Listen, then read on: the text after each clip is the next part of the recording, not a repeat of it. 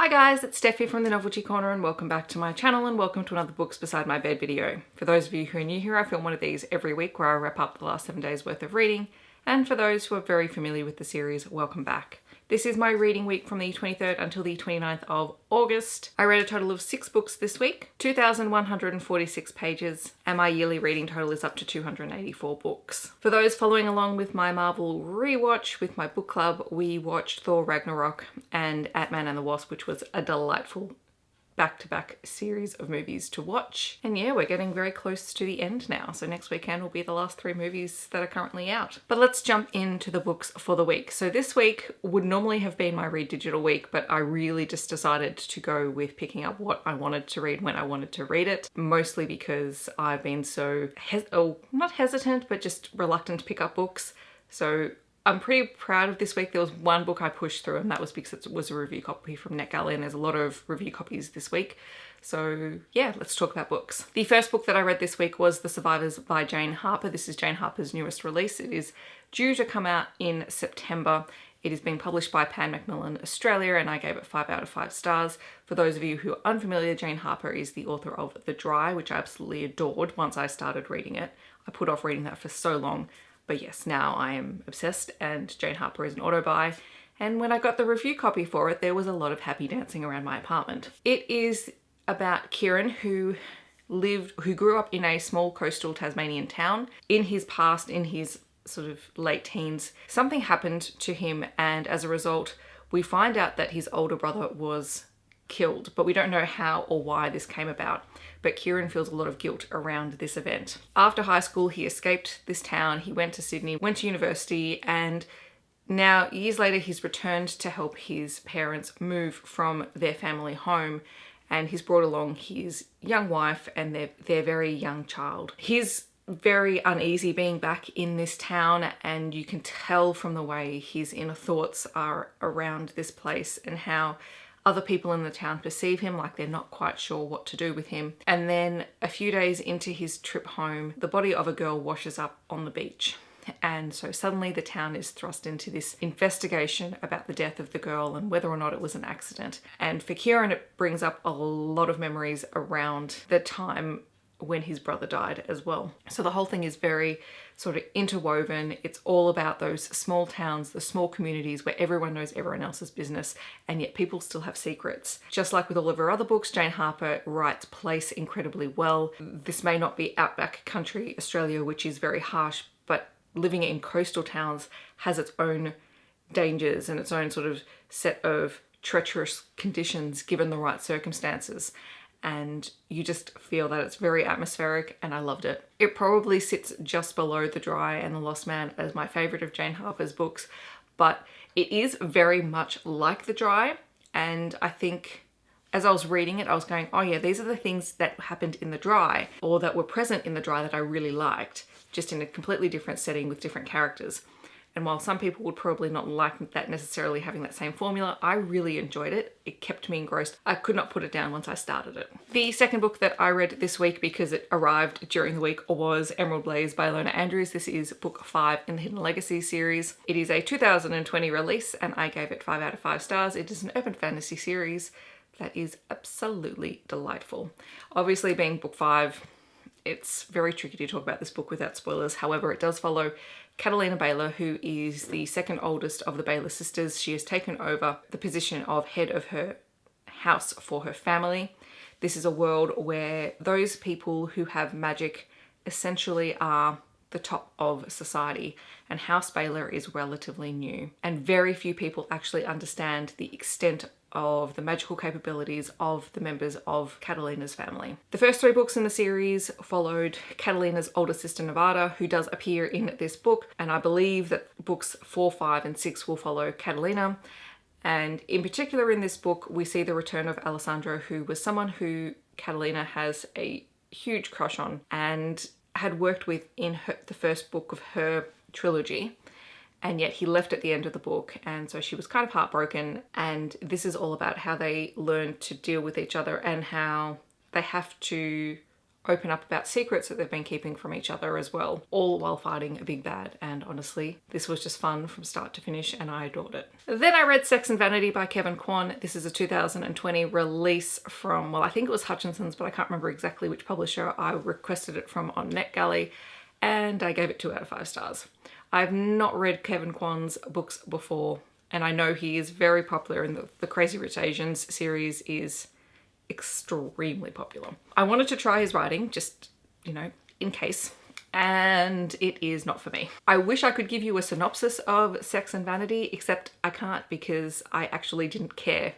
I was reading it the whole way through and there was just so much name dropping, so many famous people or people who are really, really rich, famous people being name dropped, and brand names and ridiculous over the top things, which I know exist. I know that that's not something that is made up, but it's something that I just don't care about at all. I don't care that every character that gets introduced in the story, you suddenly get every single school they've ever been to from birth until current day. I don't care. To me, it just felt very vapid and I was not at all interested. I can barely remember the characters' names.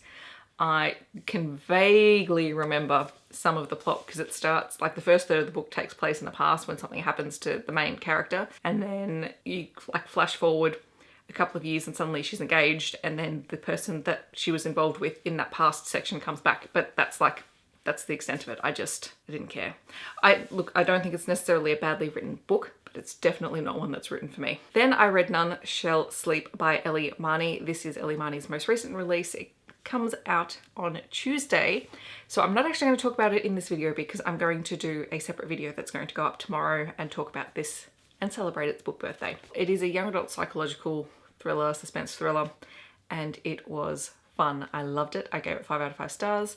Highly enjoyed it. I also read You Were Made for Me by Jenna Jiam, which was a NetGalley arc that I was approved for ages ago and I just had not yet picked it up. It is a love was YA contemporary fiction / rom-com type book that was published in 2020 by Pan Macmillan, and I gave it 3.5 out of 5 stars.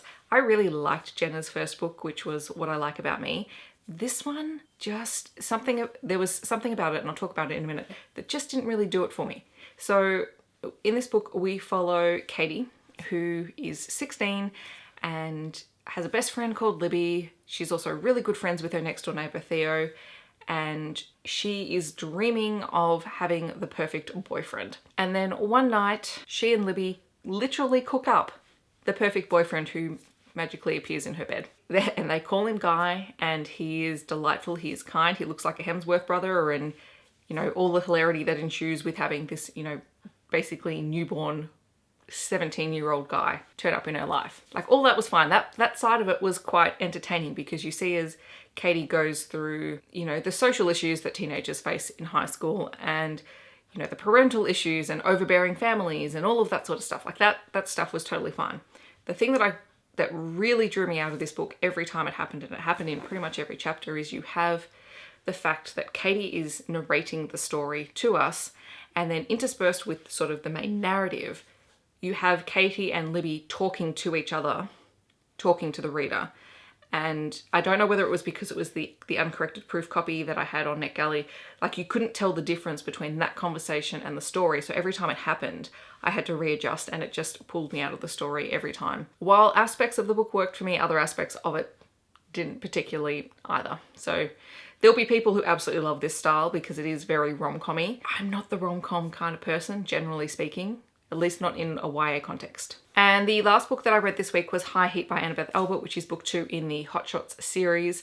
This is a 2020 release from Carina Press. I did get it as a review copy off NetGalley, and I gave this 4 out of 5 stars. It's been a while since I read one of Annabeth Albert's adult series. It is a male romance book, and I really enjoyed it. I actually have the 3rd book that I'm going to start reading today as well, and then just sort of smash those out back to back because I'm a little bit behind on all of my NetGalley arcs. In High Heat, we follow Garrick, who was a sort of side character in the previous book. In that book, he was injured quite significantly, and at this point we come back to him as he's on his road to recovery. So he's currently using crutches or a wheelchair to move around. He can't move around unassisted, but he has been able to move back home on his own, and he can sort of do some of those things that he wanted to do, that he could previously do, except he really wants to get fit enough and heal enough to get back into being a smoke jumper. Even while we, as the reader in the back of our head, are going, there's probably a very slim chance of that happening, but he's determined to see it through. But when the story opens, he is trying to coax a very reluctant, injured dog